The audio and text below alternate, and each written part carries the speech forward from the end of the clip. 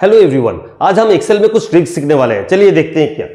तो सपोज एक सीट में आपको सिंगल कॉलम में बहुत सारे डेटा टाइप किया हुआ है, जैसे सीरियल नंबर, एम्प्लॉय नेम और सैलरी। ये तीनों का तीनों आपका सेम कॉलम में टाइप किया हुआ है। जैसे हम देख पा रहे हैं सीरियल नंबर 1 विकास, फिर 90,000 उनका सैलरी, फिर उसी तरह सीरियल नंबर 2, फिर नेम हो गया आरव, उसका सैलरी। तो इसी तरह से मल्टीपल एम्प्लॉइज लोग का डेटा हमारा पास यहाँ पर सिंगल कॉलम में देखने को मिल रहा है। तो अब आप पाना चाहते हो क्या, ये जितने भी एम्प्लॉय है इसको इंडिविजुअली यहाँ से एक्सट्रैक्ट करके इंडिविजुअली अलग अलग कॉलम में मैं यहाँ पे शो करना चाहता हूँ। यानी जितने भी एम्प्लॉय के सीरियल नंबर है सीरियल नंबर के नीचे, नेम जो भी है वो नेम के नीचे और सैलरी सैलरी के नीचे। तो इसके लिए आपको एक ट्रिक्स आपको अप्लाई करना है। क्या, सबसे पहले आपको यहाँ पर सीरियल नंबर के नीचे आपको क्या करना है, जो पहला एम्प्लॉय है उसका सीरियल नंबर का पहला सेल एड्रेस यहाँ पे टाइप करना है, यानी A2 आपको सीरियल नंबर के नीचे देना है। तो मैं A2 दे दिया। देने के बाद में फिर पहला एम्प्लॉय का जो नेम है वो किस में है, A3 में है। तो मैं यहाँ पर एम्प्लॉय नेम के नीचे पाना चाहता हूँ नेम, तो यहाँ पर A3 दे दिया। ठीक उसी तरह पहला एम्प्लॉय का जो सैलरी है A4 सेल एड्रेस में है, तो सैलरी के नीचे पाना चाहता हूँ तो A4 यहाँ पे दे दिया। तो इसी तरह से मिनिमम आपको 2 एम्प्लॉय का डिटेल्स यहां पर डालना है, डिटेल्स यानी सेल एड्रेस डालना है। तो सेकंड एम्प्लॉय का सीरियल नंबर किस में है, A5 में, तो मैं यहां पर A5 दे दिया। ठीक उसी तरह A6 में उसका नेम है और A7 में उनका सैलरी है। तो ये देने के बाद आपको सिंपली क्या करना है, इसको सिलेक्ट करना है।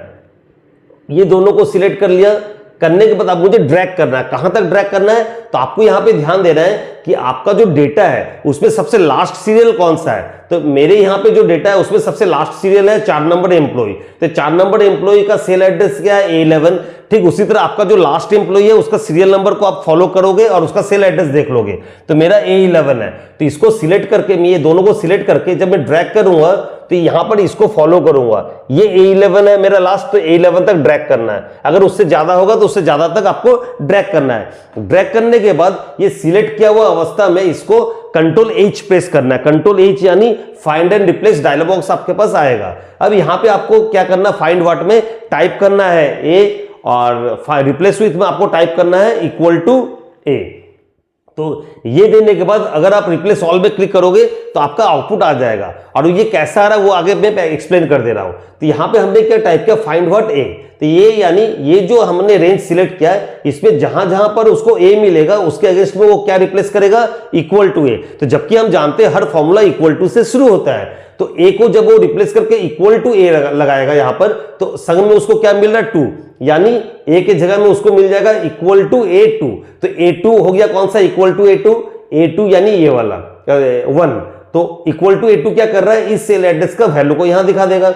ठीक उसी तरह इस A को रिप्लेस करके इक्वल टू A जब करेंगे तो इक्वल टू A3, तो इक्वल टू A3 यानी विकास, तो विकास दे देगा। तो ये था आज का हमारा ट्रिक्स। तो चलिए ओके करके देखते हैं, यानी रिप्लेस सॉल्व करके देखते हैं। रिप्लेस सॉल्व करके ओके कर दिया, ये देखिए हमारा आउटपुट आ गया। तो वो क्या कर रहा है, हर सेल एड्रेस में वो अपना अपना वैल्यू को ट्रेस कर रहा है और यहाँ पे शो कर रहा है। तो इसी तरह का इंफॉर्मेटिव वीडियो अगर आपको और भी पाना है तो मेरे चैनल को लाइक शेयर और सब्सक्राइब जरूर से जरूर कीजिए।